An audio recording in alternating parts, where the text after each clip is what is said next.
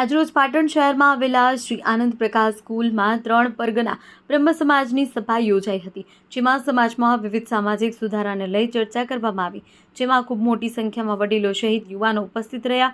પરમ પૂજ્ય બ્રહ્મલીન આનંદ પ્રકાશ બાપુ અને હર મહાદેવ જય પરશુરામના જયઘોષ સાથે સભાની શરૂઆત કરવામાં આવી, જેમાં સમાજના અગ્રણીઓ સહિત વિવિધ સામાજિક સુધારાઓ ઉપર સકારાત્મક ચર્ચા કરવામાં આવી તેમજ આવનાર 18 તારીખે સભા યોજાશે, જેમાં સામાજિક સુધારાને અમલમાં મૂકવામાં આવશે। સદર સભાને લઈ સમાજમાં ખૂબ જ ઉત્સાહ જોવા મળ્યો। આવનાર સમયમાં સમાજનું સંગઠન મજબૂત બને અને શિક્ષણ ક્ષેત્રે હજુ પણ સમાજ ખૂબ આગળ વધે એ દિશામાં પ્રયત્ન કરવામાં આવશે એવી આશા સમાજના અગ્રણીઓ દ્વારા આશા વ્યક્ત કરવામાં આવી છે। અહેવાલ Bharat L Joshi, news of Patan.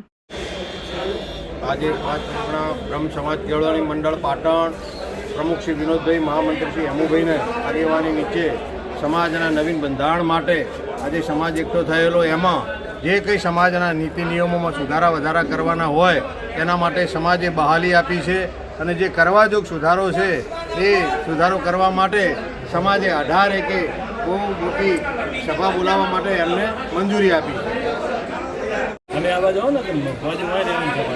આજ રોજ પોત પરગના બ્રહ્મ સમાજના બંધારણ માટેની જે મિટિંગ મળી, મોટી સંખ્યામાં પોત પરગના બ્રહ્મ સમાજના સૌ આગેવાનો, વરિષ્ઠ આગેવાનો, સૌ સમાજના બંધુઓ ભેળા થઈ અને તારીખ આજના બંધારણને મંજૂર કરવા માટે તારીખ 18/1/2025ના રોજ જનરલ મિટિંગ બોલાવી છે, તેમાં સમગ્ર સમાજને વધારવા હું વિનંતી કરું છું।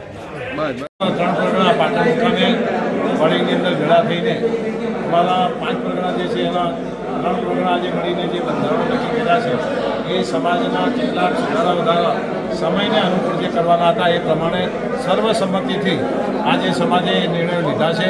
ખૂબ સારી બાબત છે કે આજે સર્વસંમતિથી આ બધા નિર્ણયો લેવાયા છે। એના ઉપર ભાર પણ મૂકવામાં આવ્યો છે કે જે સમાજના બંધારણ નહીં પાડે એનો એકડો ભરવામાં આવશે ત્યાં સુધીનો પણ આજે અહીંયા નિર્ણય લેવાયા છે। ખૂબ સારી બાબત છે। બીજું કે અંબાજી મુકામે જે ઠરાવો કર્યા અને એ ઠરાવોના નિવેદન જે એનો અમે તૈયાર કરીને મુખ્યમંત્રી સાહેબને અને ડેપ્યુટી સીએમ હર્ષ સંઘવી સાહેબને અમે આપ્યા હતા અને આપ્યા પછીના એના જે આખા ગુજરાતની અંદર તમામ સમાજો બીજા છે, બધા સમાજોએ નક્કી કર્યું કે જે ભાગેડુ દીકરીઓ છે એમના માટે કાયદો લાવવો જરૂરી છે કે મા બાપની પરવાનગી વગર અને ક્લાસ 2 અધિકારી સિવાય કોઈ પણ એમના પોતાના જ વિસ્તારની અંદર લગ્નની નોંધણી કરાવી શકે, જેને કરીને કે જે આ સમાજોની અંદર બનાવો બને છે એ બનાવો અટકે। એટલે સરકારને પણ એડવાન્સમાં અભિનંદન આપીએ છીએ કે આવો કાયદો લાવી અને આ હિન્દુ સમાજ, સનાતન ધર્મ માટે આ કાયદો લાવવો ખૂબ જરૂરી છે અને એ કાયદો સરકાર લાવે એવી સરકારને પણ આ તબક્કે આજે વિનંતી છે। સાહેબ, મારો એક પ્રશ્ન હતો કે આ બંધારણની તારીખ આપ ક્યારે નક્કી કરવાના છો?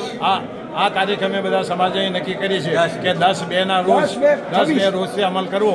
અત્યારે નિર્ણય લેવાયો છે આજના દિવસે, પણ આનો અમલ કરવામાં આવશે 10/2/2025। સાહેબ, આપની નેક્સ્ટ કારોબારી ક્યારે બોલાવવામાં આવશે? નેક્સ્ટ કારોબારી અમે જનરલ સભા પણ બોલાવવાના છે।